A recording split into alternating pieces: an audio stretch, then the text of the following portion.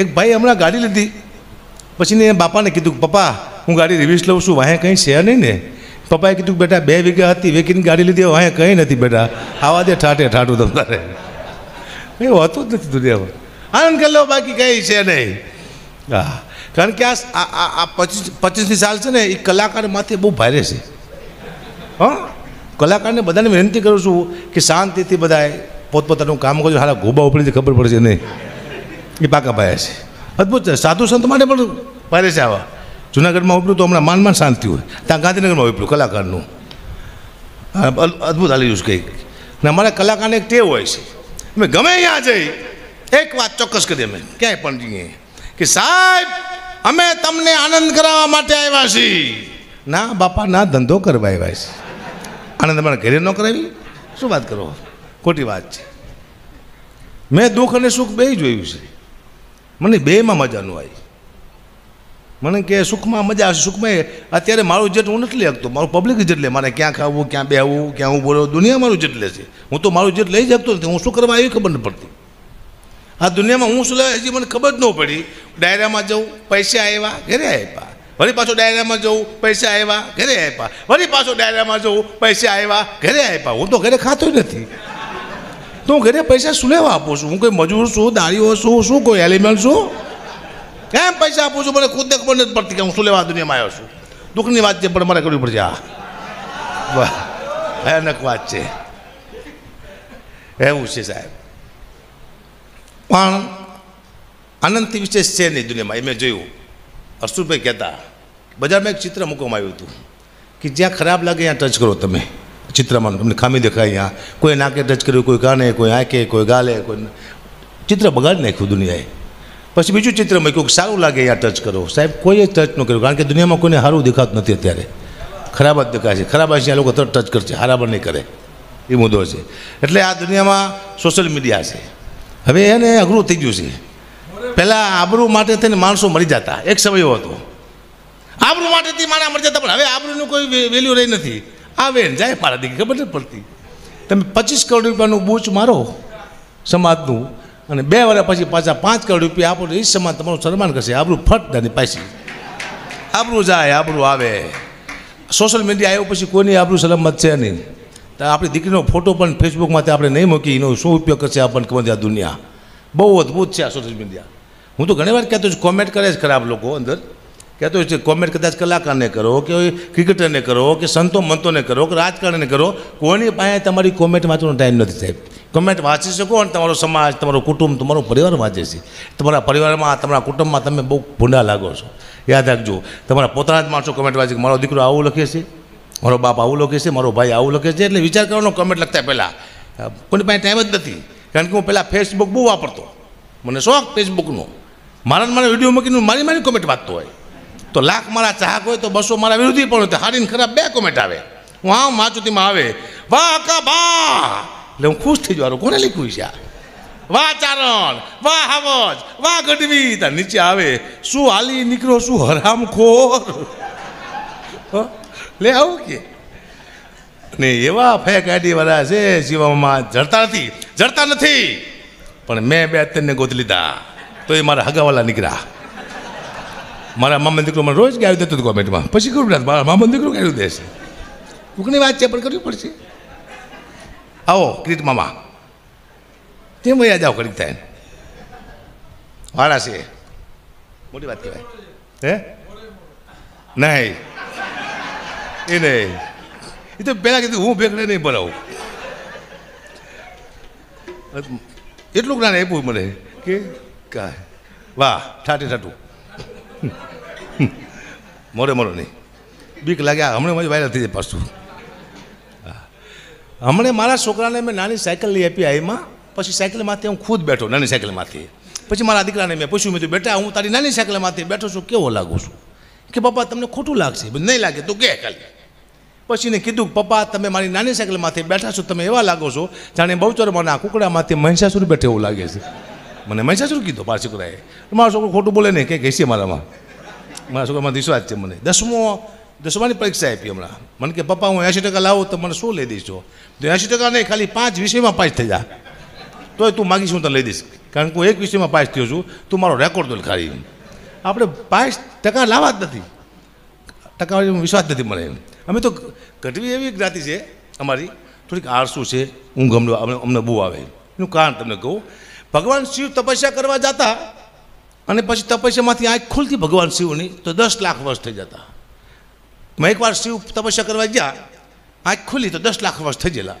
શિવ ઘરે આવ્યા તો ગઢવી હોતેલો ખાટલામાં. એ કીધું શિવે પાર્વતીજીને કે આ કોણ હોતું છે? કે આપણો ચારણ ગણ, આપણો ગઢવી. ક્યારનો હોતો હોય? તમે ગયા તારનો હોય? કે 10 લાખ વર્ષથી હોતો સાજુ. કે હા, તો ક્યારે ઉઠશે? પાર્વતીજી કે હજી તમે એક આંટો મારી આવો. શિવની તપસ્યા કરતાં આપણી ઊંઘ હોતું હતી. આપણે અદભુત છીએ. ભગવાન એકવાર વિચાર આવ્યો કે આપણી પાસે જેટલા પણ છે, આ શિવને વિચાર આવ્યો, જેટલા પણ માણસો આપણી પાસે છે કોઈ કામ નથી સાલા, આને મારે સજા આપવી છે. એટલે માતાજી કીધું કોણ જેવું છે કે આ કાચબો બેઠો બેઠો ખાય છે, કંઈ કામમાં નથી આવતો. પોઠિયો એ પણ કંઈ કામમાં નથી આવતો. આ નાક પડ્યો પડ્યો ફોફાડા મારે છે ગળામાં, એ કંઈ કામમાં નથી આવતો. બીજું આપણો ગણ ચારણ આ બેઠો, એ કંઈક બેઠો બેઠો ખાય છે, એ કંઈ કામ નથી કરતો.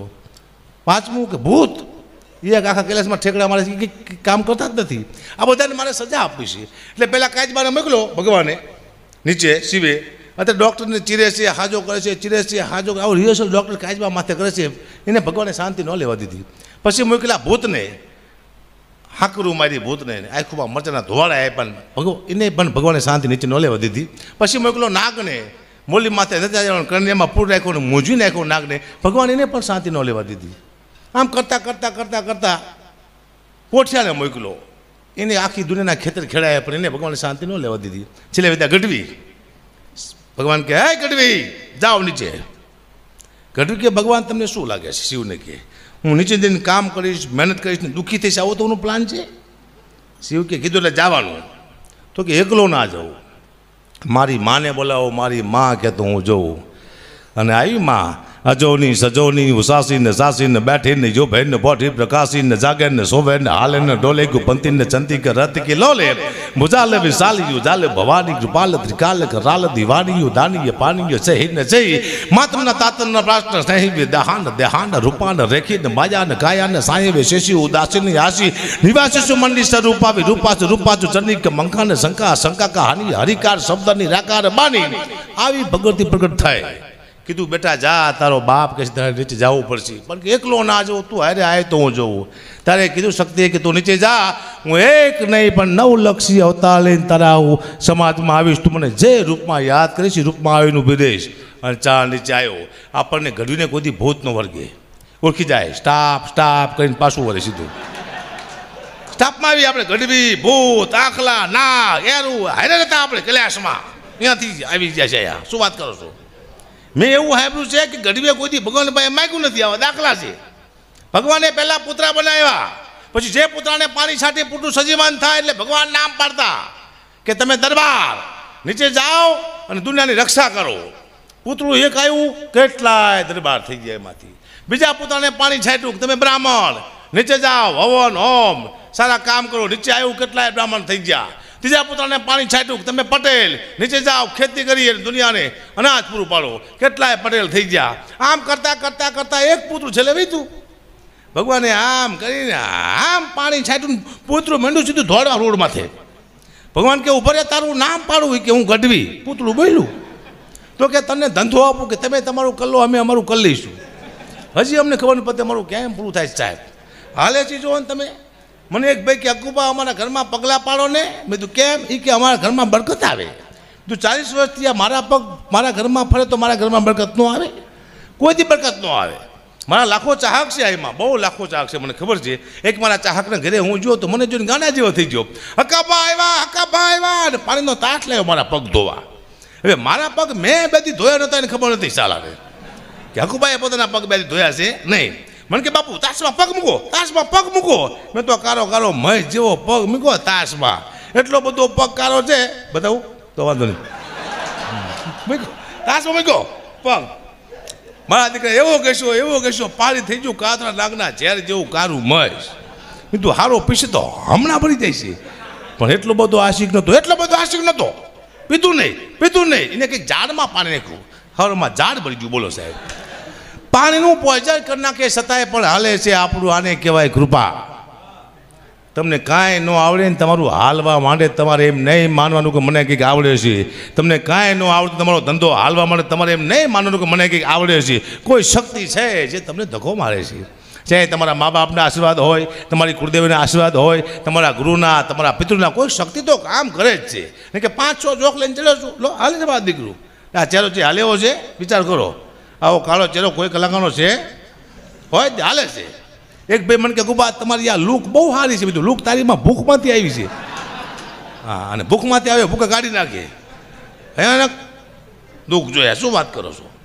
ઘણા ટાઈમથી એક રમી રમાય છે. હું તો ના જ પાડું છું. મને ફોન આવ્યો હતો, હું આ રમી વિશે ખરાબ બોલ્યો ને થોડુંક, મને શિવામાં ફોન આવ્યો હતો. 6 લાખ રૂપિયા એક જ વાર બોલવાનું છે કે રમી રમો. મેં કીધું 50 લાખ રૂપિયા આપો તો ગુજરાત એમ ન તમે રમી રમો. એટલું તમારામાં જ્ઞાન છે કે દુનિયાનું બગાડવું નહીં. પછી રમીની હરોટાઈ બહુ સારી, કોઈ રમતા જ નહીં. ખરાબ રમી છે, એમાં કોઈ જીતતું જ નથી ને. કોઈ નથી જીતતું, હું ખુદ નથી જીતતો. વિચાર કરો, મેં એકવાર ટ્રાય કરી, જીતતા જ નથી, હારી જાય બધા બધા. એની હરોટાઈ બહુ સારી છે. સાંભળજો, હું રમી રમું છું સાહેબ, હું ભાડે રહું છું. પછી મેં મારા મકાન માલિકને શીખવાડ્યું રમી રમતા. અત્યારે હું ને મારો મકાન માલિક બે ભાડે રહી છે. કારણ કે રમી તો રમી છે. તમે નહીં માનો, મારા મામા દીકરો જ્યારે રમી રમતા શીખો, બહુ ગરીબ હતો, એ અત્યારે ભિખારી થઈ ગયો છે. દુઃખની વાત છે, પણ કરવી પડશે. ભયાનક દુઃખની વાતો ને આ દુનિયામાં આનંદથી વિશેષ કાંઈ છે એની દુનિયામાં. હા, હાસ્ય કરવાથી વાળાના રોગ મટી જાવ. ડૉક્ટર કહે છે, મારે હમણાં ડૉક્ટરે બહુ માથાકૂટ હાલે, તો એ ડૉક્ટરનું આપણે માની શકીએ. ડૉક્ટર સાચા જોઈએ. સરકારી દવાખાના મારા માથાકૂટ થઈ થોડીક, કાંઈ વાંધો નહીં. ડૉક્ટરે મારો હિસાબ માગ્યો હમણાં, બોલો. ડૉક્ટર હિસાબ માગે, મને કે ભાઈ ટકાબાને વિનંતી કે આટલા બધા 3-3 લાખ રૂપિયા લો છો, પાછા તમે પૈસા ઓછા કરાવો દવાખાનામાં. એટલે આ ભાઈ કોને કીધું 3 લાખ લઈશી? પછી મેં હિસાબ આપ્યો કે હું 3 લાખ રૂપિયા લેતો હોય તો 15 પ્રોગ્રામ કરતો હોય મહિનામાં, એટલે 45 એટલે 50 લાખ રૂપિયા થયા મહિનાના. 12 મહિનાના 6 કરોડ રૂપિયા થાય. અને 20 વર્ષથી પ્રોગ્રામ કરું છું. આપણે 10 વર્ષ કરી એટલે 60 કરોડ રૂપિયા મારી પાસે થાય 10 વર્ષના. તો મને તો ખાલી 5 થી 6 કરોડ રૂપિયા આપણે બધું તો ઉપર આવી જા ઉપર નથી કોઈ આપતું. બાપા શું વાત કરો છો? પ્રોગ્રામ નથી આપતા. પ્રોગ્રામ આપે તો આ પૈસા વાતું થાય છે. 5 લાખ ને 8 લાખ ને પૂછો તો ખરા. એકવાર કોઈક 5 લાખ આપે એટલે શું આપણે રાજા થઈ ગયા? ફરીવાર મફતમાં પ્રોગ્રામ કરે. મેં દાખલા છે મારા. હું ઘણીવાર કહેતો હોય અહીંથી કે અહીંયા આમાં કદાચ 2 લાખ રૂપિયા નક્કી કર્યા હોય, અમને 1 રૂપિયો ન આપે તો મારું જાય શું? અમારું કોઈ રોકાણ નથી. પણ એ વાત હકીકતમાં ખોટી છું. તો આનંદ કરવા માટે કહું છું. કલાકારનું શું જાય હું તમને અત્યારે કહું ભાઈ. કલાકાર એક તો પહેલાં સારો બાપ નથી બની શકતો. પોતાના દીકરાને ખંભામાંથી તેડી નીકળ્યો એવો દાખલો નથી કલાકારનો. કલાકાર સારો ભાઈ નથી બની શકતો. 4 મહિના પહેલાં મેં તારીખ લીધી હોય, એમને ખબર નથી કે અમારા મામાના દીકરાના લગ્ન આવવાના, અમારી બેનના દીકરાના લગ્ન આવવાના છે, ભાણીના લગ્ન આવવાના છે. આમ લગ્ન આવે ને આમ અમારી તારીખ લીધેલી હોય, લગ્ન હોય, ભાણીના કોકના ઘરે ગીત ગાતા હોય. અમે કલાકાર વ્યવહારમાં નથી, હગા વાલામાં સંબંધીમાં અમે જઈ નથી શકતા. કલાકાર તહેવારમાં નથી. હા તો માય ટાઈમ નો એમ કોકને ગાતો મારા દીકરો ઘરે રહેવું જોઈએ. બહુ દુઃખની વાત છે, પણ કરવી પડશે. કારણ કે મને એક ફોન આવ્યો હતો. મને કે ભાઈ પ્રોગ્રામ કરવાનો છે, કેટલા પૈસા લઈશો? મેં તો 2.5 લાખ રૂપિયા. મને કે કુતરાના રોટલાનો પ્રોગ્રામ છે. મેં તો હું એમ જો નહીં કહી કે જે પૈસા ડાયરામાં ભેગા થાય છે રોટલા કરીને કૂતરાને નાખવાના છે. તો મેં તો 2.5 લાખ રૂપિયા આપજો. મને કે ગુબા તમને કૂતરામાં ખબર નથી પડતી શું કે? મેં તો કેમ? શું 2.5 લાખ રૂપિયા કે? કંઈ બોલતા નહીં, 51,000 રૂપિયા આપજો ગુબા, એટલું કૂતરાનું માન રાખો કે. કાંઈ વાંધો નહીં કીધું. તો કૂતરાનું લઈ તો લીધું જ તે. આમ પાસે કોઈને મૂકતા નથી અમે. 50,000 લીધા કૂતરાના. હું જો શિવરાજપુર સ્ટેજ માથે બેઠો તો મારી સામે 2 કૂતરા બેઠેલા. તો એક કૂતરાએ બીજા કૂતરાને પૂછ્યું કે તું આ લાંબા વારવાળાને ઓળખે? તે બીજો કૂતરો કે હા. કે આ કોણ છે? કે આપણામાં જે ભાગ પડાવવા માટે આવ્યો એ આ સાલો આપણે 50,000 લઈ ગયો એ. પછી મને 50 રૂપિયા આપ્યા. તે 50,000 રૂપિયા આપ્યા એટલે હું ઘઉં, ખાંડ, તેલ, ચોખા, ગોળ આવું લાવીને મેં ઘરે આપ્યું.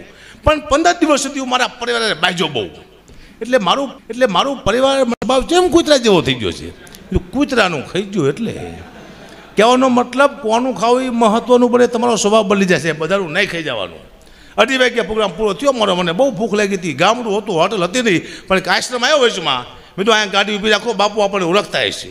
ગાડી ઊભી રાખી, બાપુ બહાર નીકળ્યા. મને કે ગુબા તમે આ ક્યાંથી? મેં તો બાપુ ભૂખ બહુ લાગી છે. કે રોટલા શાક તૈયાર છે ગુબા, બેસી જાઓ. 2:30 વાગે રોટલા શાક તૈયાર. હું તો બેસી ગયો. હવે મારે શું ટેવ? રોટલાનું બેટકું મૂકું, માથે શાક મૂકું ને આમ કરું. તે બાપુ મને કહે તમે શું કરો છો? મેં તો કૂતરાના ભાગનું કાઢું છું. મને કહે તમે ખાવ એ કૂતરાના ભાગનું જ છે કે આ રોટલા હવે કૂતરાને તારા બાપ નાખવાના છો. તું તારા ભાગનું ખાઈ જા, કોકનું ન કાઢીશ. પછી મેં નક્કી કર્યું હું કોઈ દી કૂતરાના પ્રોગ્રામ નહીં કરું. ચાલો આવા 6-7 પ્રોગ્રામ કરું, હારો મને તો હડકવા હાલે. ને આવા 2-3 કલાકને હું બેઠકા ભલું આવ આવ આવ કરીને શું વાત કરો, દુઃખની વાત છે, કરવી પડશે મારે, ભયાનક દુઃખની વાત છે.